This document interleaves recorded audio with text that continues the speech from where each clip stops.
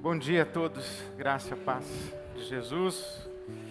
Eu sou o Ed Renê, um filho amado de Deus, me recuperando.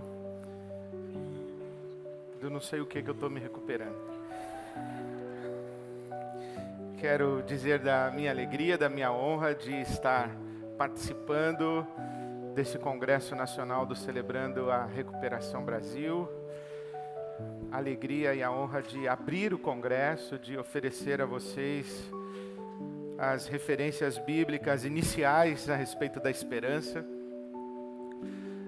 Dizer também, em nome da IBAB, a nossa alegria em poder hospedar o Congresso do CR. O CR é um dos ministérios da nossa comunidade mais intensos, frutíferos, abençoadores. E eu tenho sempre muita alegria de estar no ambiente do CR. E tenho tentado dizer que a IBAB é um grande CR. Como a Roseni estava dizendo, o CR é uma compreensão do Evangelho. E eu me alegro muito de perceber que essa compreensão do Evangelho que existe no CR é muito próxima da compreensão do Evangelho que nós temos como comunidade. Existe uma afinidade muito grande entre o Celebrando a Recuperação e a nossa filosofia de ministério, a nossa visão de ministério, a nossa própria percepção do Evangelho. Então eu penso que é muito natural que a IBAB abra as suas portas e com muita alegria receba um congresso do CR Brasil. Tenho muito prazer de repartir a palavra de Deus com vocês e a partir desta fala do capítulo 29 do profeta Jeremias, quando ele transmite ao povo exilado na Babilônia uma mensagem de Deus, uma palavra de Deus, e uma palavra de Deus que reverbera, ela atravessa o tempo e é palavra de Deus para nós também. E eu me refiro não só a todo esse capítulo 29, que é uma carta que Deus envia aos exilados na Babilônia, mas me refiro também a esse versículo 11, Jeremias 29, 11.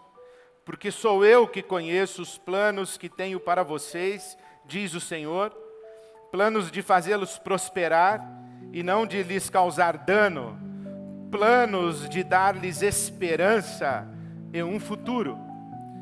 Pois eu, o Senhor, sei o que tenho para vocês. Tenho planos de fazê-los prosperar e não de lhes causar danos, e planos de lhes dar esperança e um futuro.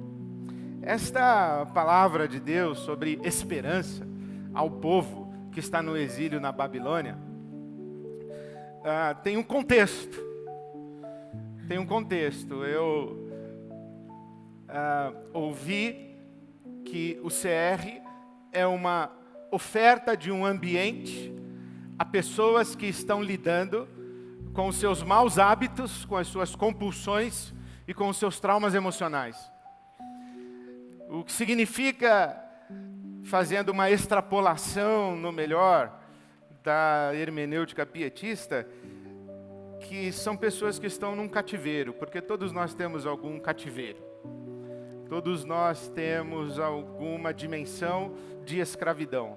Todos nós temos alguma dimensão da nossa vida que está sob opressão. Todos nós temos uma dimensão da nossa vida que está fora do nosso controle momentâneo e numa profundidade que varia de pessoa para pessoa, por uma fração de tempo que varia de pessoa para pessoa, mas todos nós temos áreas da nossa vida que estão sob a ação de uma força que é maior do que aquela que nós mesmos conseguimos controlar. Por isso eu faço essa extrapolação de tomar a situação do povo de Israel no cativeiro na Babilônia para os nossos cativeiros pessoais. Mas olhando para essa realidade desse povo que está no cativeiro, na Babilônia, nós podemos usar algumas palavras para descrever esse povo, ou a condição desse povo. É um povo que está deslocado, é um povo que está subtraído, é um povo que está subjugado, é um povo que está desempoderado, e é um povo que está desfigurado. Deslocado, subtraído, subjugado, desempoderado e desfigurado. É claro, ele é retirado da sua terra e é levado para uma outra terra. Ele é arrancado do seu lugar e é levado para um não lugar. A Babilônia é um não lugar para o povo de Israel. O lugar do povo de Israel é Jerusalém. O lugar do povo de Israel é Sião. Aqui está a sua cultura, aqui está a sua identidade, aqui está o seu culto, aqui está a sua riqueza, aqui é o seu lugar, e não apenas um lugar de existir, mas um lugar de realizar-se. Realizar-se a partir da sua identidade e da relação com o seu Deus. Agora, quando o povo é levado para o cativeiro na Babilônia, ele está deslocado, ele está no não lugar, ele está despossuído, ele está subtraído, ele está desempoderado, porque a Babilônia leva o rei, a rainha mãe, os príncipes de Israel, os líderes políticos de Israel, leva os artesãos e artífices, leva os sacerdotes e os profetas. Isto é, essa força opressiva captura, sequestra, leva embora potência política, potência religiosa e espiritual, potência cultural e artística, leva embora os elementos constitutivos de uma identidade. E isso significa que esse povo que está na Babilônia, ele está numa condição de perda do seu protagonismo. Ele deixa de ser senhor da sua própria história, senhor da sua própria existência. Ele agora está à mercê de uma outra vontade, de um outro poder, de uma outra consciência, e de uma força que tenta impor sobre ele, senão uma outra identidade, tenta, no mínimo, esvaziá-lo de sua consciência identitária, para que possa usá-lo, para que possa dele abusar, para que possa dele extrair riqueza, consumir a força, fazer com que ele se doe, mas não desfrute do fruto da sua doação. Bom, se é possível fazer esta extrapolação, e eu acredito que seja, os nossos maus hábitos, as nossas compulsões, os nossos traumas emocionais, as áreas de nossa vida que estão fora do nosso controle, causam tudo isso em nós. Quando nós perdemos o protagonismo, quando nós estamos sob controle de algo,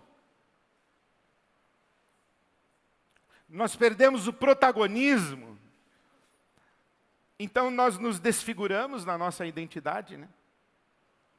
Nós começamos a colecionar perdas porque somos subtraídos.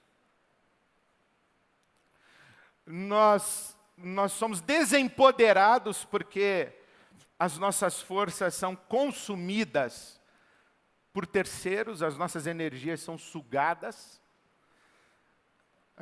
e nós ficamos à mercê.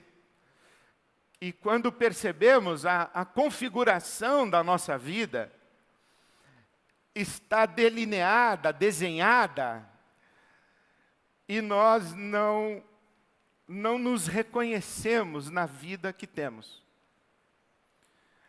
E nos perguntamos como foi que eu vim parar aqui, como foi que eu perdi o controle de mim mesmo, como foi que eu perdi o controle da minha vida e como foi que eu perdi tudo o que me constituía na minha identidade, na qual eu me sentia pleno e realizado. Quando eu era eu mesmo, e eu perdi tudo isso, como foi que isso aconteceu comigo? Como diz o Lulu Santos, ele diz assim que tem dias que a gente olha para si e se pergunta se é mesmo isso aí que a gente queria ser quando a gente crescer. E tem muita gente que cresceu e hoje se olha no espelho e percebe que é alguém de cuja imagem não gosta. Gente que se olha no espelho e não gosta do que vê. E não sabe ao certo como foi que se tornou aquilo que não gosta de ser. São pessoas que perderam o protagonismo e foram subtraídas, deslocadas, subjugadas, desempoderadas, despossuídas e desfiguradas. Bom, o que é que Deus diz para Israel? O que é que Deus diz para Israel nessa situação e nessa condição? Ele começa a dizer aí no versículo 4 de Jeremias 29, e assim diz o Senhor dos Exércitos, o Deus de Israel, a todos os exilados que deportei de Jerusalém para a Babilônia. Construam casas e habitem nelas, plantem jardins e comam de seus frutos. Casem-se e tenham filhos e filhas. Escolham mulheres para casar-se com seus filhos e deem as suas filhas em casamento, para que também tenham filhos e filhas. Multipliquem-se e não diminuam. Busquem a prosperidade da cidade para a qual eu os deportei e orem ao Senhor em favor dela, porque a prosperidade de vocês depende da prosperidade da cidade.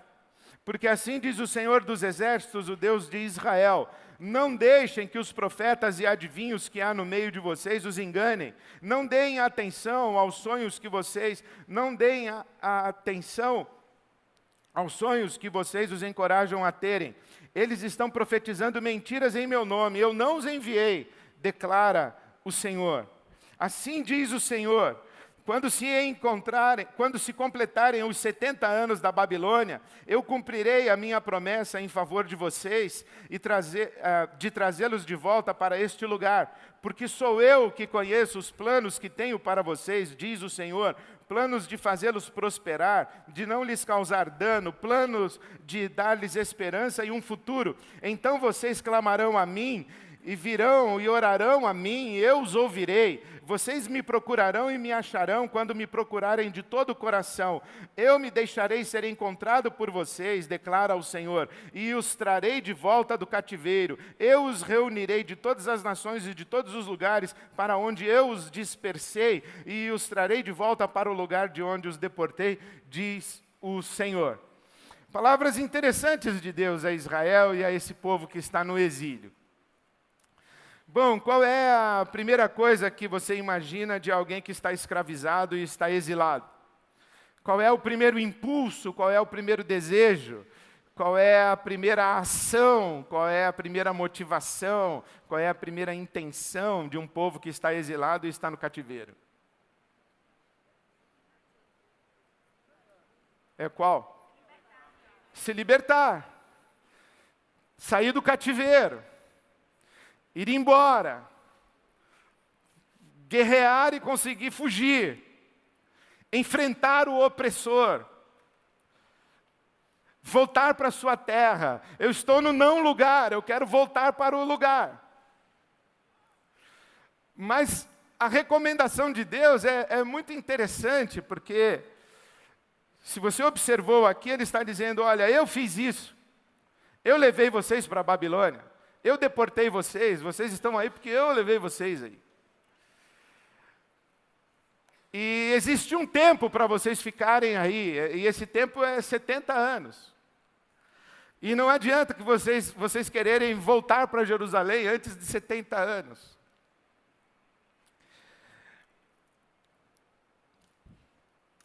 É muito surpreendente isso para nós e como aplicar isso para a nossa realidade. Mas eu tenho para mim que uma das coisas que a gente precisa saber é reconhecer os tempos. E perceber que os nossos impulsos imediatos geralmente são instintivos, mas nem sempre ou quase sempre não são os mais sábios e sensatos. As nossas reações imediatas, elas são passionais, elas são de resposta natural e indignada a uma força de opressão. E quando uma força de opressão vem contra nós, a primeira coisa que nós queremos fazer é repelir essa força de opressão. Em vez de nos deixarmos subjugar, nós queremos subjugar a força de opressão. Mas não necessariamente a reação violenta ao opressor, a luta, o enfrentamento, é a melhor coisa. O conselho de Deus aqui é interessante. Comprem casas, habitem as casas, façam jardins, pomares, casem-se, tenham filhos e entreguem seus filhos e suas filhas em casamento. São conselhos muito estranhos. Conselhos muito estranhos do tipo,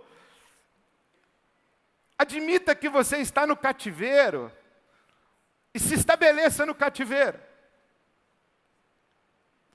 Admita que você perdeu. Admita que o tempo se voltou contra você. Admita que as forças que estão controlando os destinos não estão a seu favor. Admita que você foi jogado dentro de uma gaiola e trancaram a porta da gaiola. E pare de ficar batendo com o seu peito na gaiola, porque você só vai se ferir e se machucar. Assimile a sua derrota. Admita o seu fracasso. Aquiete-se no seu cativeiro. Diz, ok, tudo bem. Vocês venceram. Ok, tudo bem. Esse momento é de vocês. Ok, tudo bem, Babilônia. Você assumiu o controle. Outro dia eu ouvi alguém dizendo que há dois tipos de dores. A dor que machuca e a dor que modifica.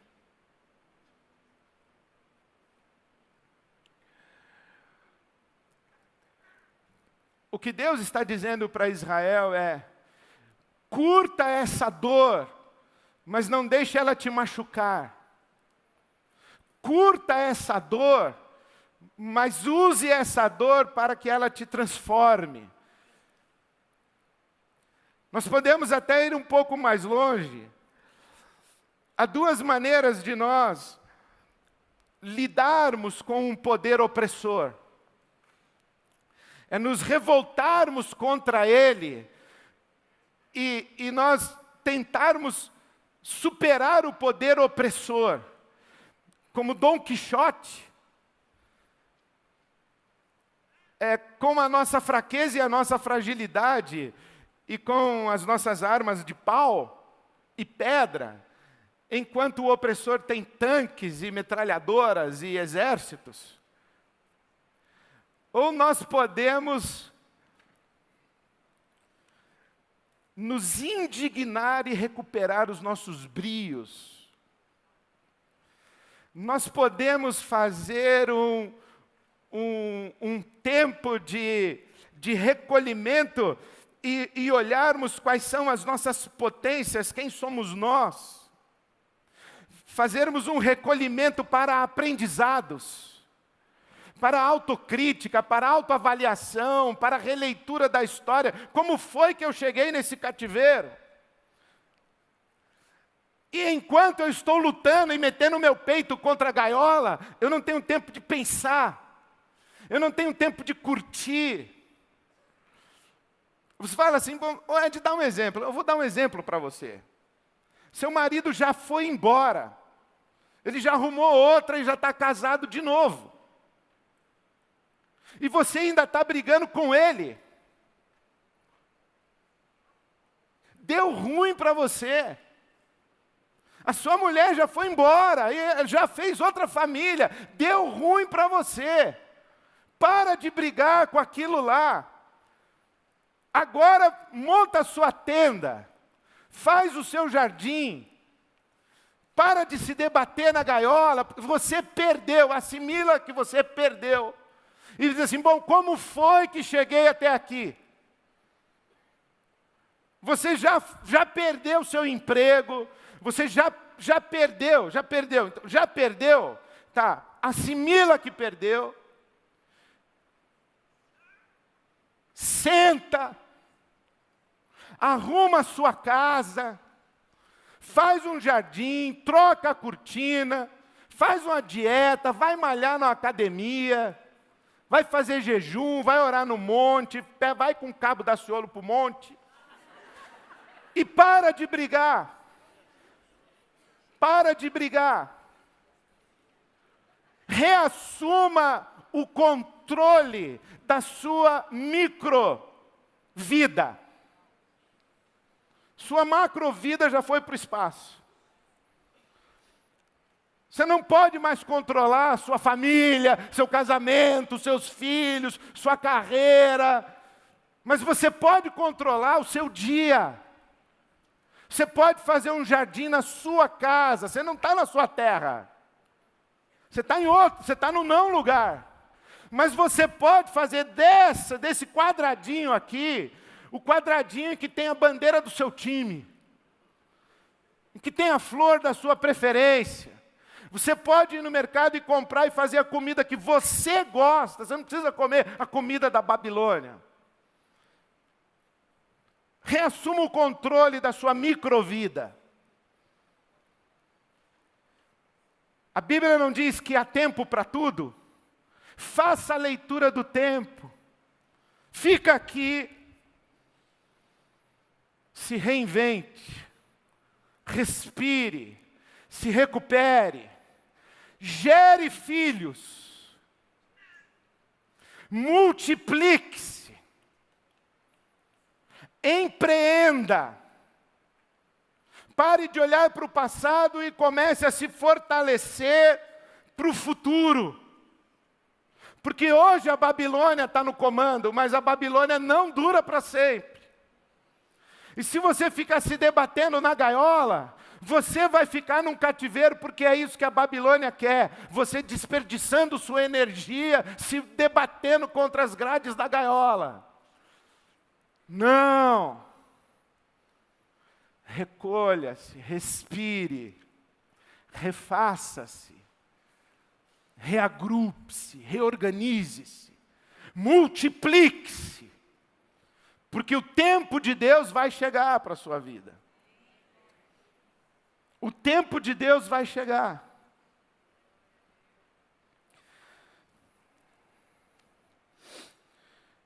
Aqui tem mais. Eu me lembro do Viktor Frankl, que foi para o campo de concentração em Auschwitz. Você imagina o que é você chegar no campo de concentração em Auschwitz? Perdeu, deu ruim. Você perdeu, os nazis ganharam. Você está em Auschwitz. O que você vai fazer? Você está em Auschwitz, você está num campo de concentração, de extermínio em massa. Você tem à sua frente forno e câmara de gás. E tem vagão chegando com gente. E não tem beliche para todo mundo. Você sabe que não é todo mundo que vai dormir essa noite. Tem forno e câmara de gás. O Viktor Frankl conta que muitas pessoas se desesperavam e não conseguiam conviver com a angústia de um campo de concentração. E se atiravam contra os soldados nazistas para que fossem mortos, propositadamente mortos. E muitos desistiam e se voluntariavam para a câmara de gás. Exatamente o contrário do que Deus falou para Israel. Não se atira na frente de um soldado nazi, ele vai te matar. Não se desespere. Não se voluntarie para a câmara de gás. Faça uma casa. Planta um jardim. Se você está num campo de concentração e você não está mais na sua casa, cuide do seu beliche. O Viktor Frankl disse que quando ele chegou no campo de concentração, ele tomou 3 decisões. Sobreviver, servir e aprender alguma coisa que ele não aprenderia se não estivesse num campo de concentração. Ele era médico, falou, eu vou servir, eu vou sobreviver e eu vou aprender alguma coisa que eu não aprenderia se eu não estivesse num campo de concentração. Tem coisas que a gente só aprende no cativeiro mesmo. Tem coisas que a gente só aprende quando a gente está com a cara no pó. Tem coisas que a gente só aprende no dia do fracasso, da derrota. Não que a gente tenha que perder de propósito para aprender. Isso é masoquismo. Isso é o oposto do que Deus está falando. Mas tem coisas que a gente só aprende no dia mau, no dia ruim. Então, Viktor Frankl disse, eu escolhi sobreviver, eu escolhi servir e eu escolhi aprender. E porque ele escolheu sobreviver, por exemplo, ele trocava pão por arame. Não, mas por que ele vai trocar pão por arame? Ele falou, sim, porque com arame eu amarro a minha bota para as longas caminhadas na neve e protejo os meus pés, porque muitas pessoas morriam por causa do frio. E ele então usava o arame para se proteger, porque o primeiro objetivo dele era sobreviver. Eu troco pão por arame para amarrar minha bota. Sobreviver, servir e aprender. Mas o Viktor Frankl percebeu uma coisa a mais.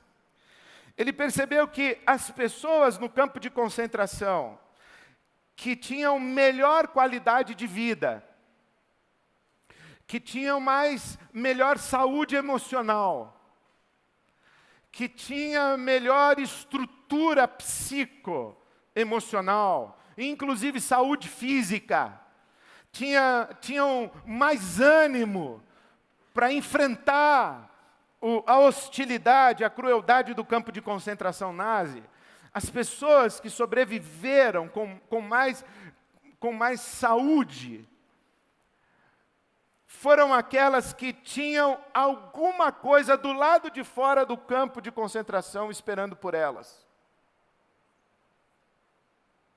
Por exemplo, as pessoas que chegavam no campo de concentração e que tinham perdido já suas famílias, seus filhos, cônjuges, não tinham muita motivação para sobreviver ao campo de concentração. Mas aquele que estava no campo de concentração e tinha do lado de fora a esposa, os filhos, eles tinham uma razão para voltar.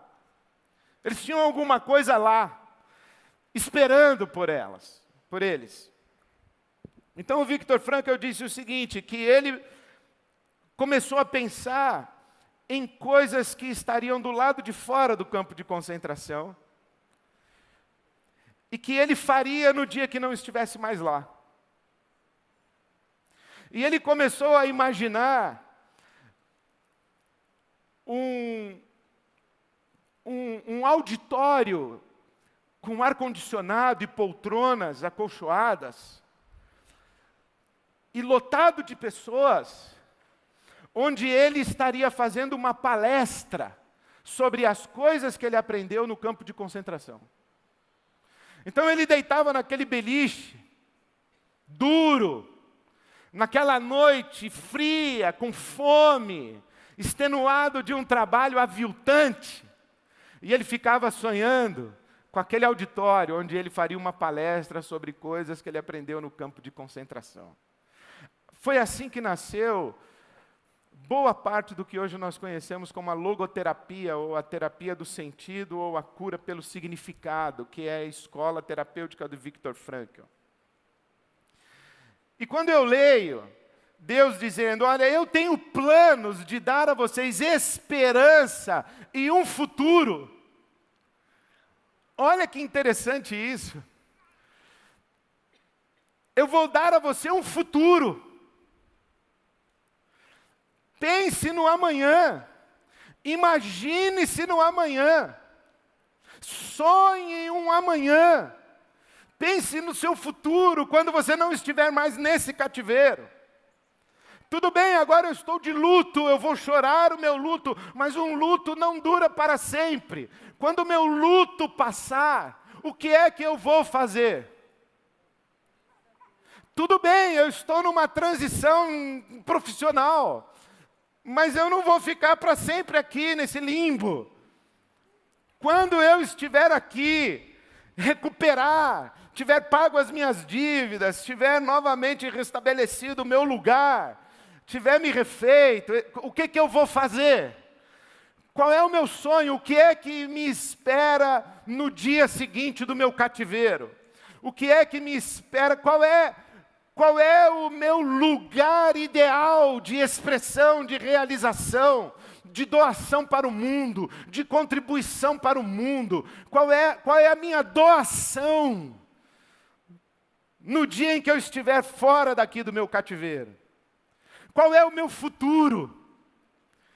Pessoas que não conseguem sonhar um amanhã, pessoas que não conseguem sonhar um futuro, são consumidas pelas forças, pelas potências de desfiguração, subtração, subjugação. Elas entram numa espiral de autocomiseração e de culpa, e elas vão se afundando cada vez mais, e Deus está dizendo, não! Saia daí, comece a pensar no amanhã, comece a sonhar, pense no futuro, comece a desenhar o seu auditório com pessoas, e comece a construir o seu curso que você vai dar depois do seu cativeiro. Comece a escrever o seu testemunho na reunião do CR, daqui a 3 meses. Daqui a 6 meses, daqui a 1 ano. Comece a imaginar você sendo líder de um grupo de passos. Comece a imaginar você coordenando. Hoje você está aqui, todo acabado, você está no cativeiro. Mas comece a imaginar um CR na sua igreja, na sua região. E como é que Deus vai te usar. E o que você vai poder... Sonhe com o futuro. Porque Deus tem plano para você, não é de afundar, de disciplinar, de condenar, de castigar. Não, Deus tem planos para você de te dar um futuro. Planos de te fazer prosperar. Planos de te usar. Deus não desperdiça pessoas. Deus não desperdiça pessoas. Deus não desperdiça talentos, porque talentos Ele mesmo deu a nós. Deus não desperdiça as lições que nós aprendemos no tempo do fracasso e da derrota, porque as lições que aprendemos foi Ele mesmo quem nos ensinou. Deus não desperdiça a nossa potência. Deus não desperdiça, porque tudo que nós temos foi Ele quem deu. Então vamos devolver para Ele e vamos pedir que Ele encha os nossos corações com os sonhos dEle. E vamos permitir que essa esperança que Ele nos oferece, com toda essa sabedoria que Ele nos proporciona, seja ambiente de frutificar, seja ambiente de abençoar pessoas. Eu sei os planos que tenho para vocês. São planos de dar a vocês esperança e dar a vocês um futuro. Eu oro a Deus que esses 2 dias em que estaremos juntos aqui sejam suficientes para que Deus encha o seu coração, o nosso coração, com sonhos, com sabedorias, com discernimentos, e que sejamos devolvidos aos nossos lugares, empoderados, não desfigurados, mas restaurados, não despossuídos, mas enriquecidos, não subtraídos, mas abençoados, e abençoados de tal maneira que a bênção de Deus transborde de nós para abençoar pessoas que estão ao nosso redor. Que Deus estenda a sua mão sobre a sua vida, Deus estenda a sua mão sobre nós nesses 2 dias e nos abençoe muito, para que possamos abençoar em seu nome para a sua glória. Amém.